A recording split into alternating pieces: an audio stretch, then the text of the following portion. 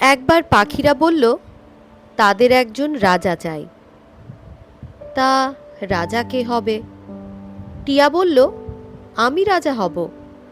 মাছরাঙা বলল, আমি রাজা হব। অমনি ময়ূর এসে দাঁড়ালো পেখম মেলে।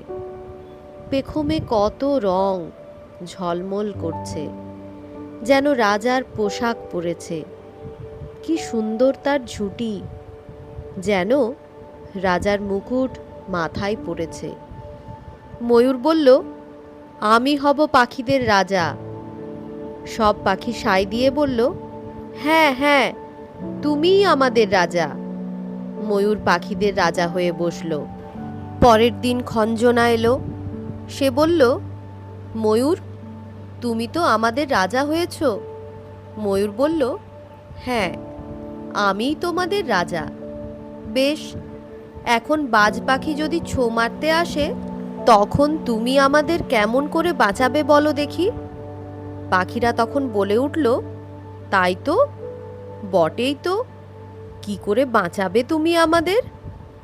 ময়ূর কি বলবে তা ভেবে পেল না, মাথা নিচু করে রইল।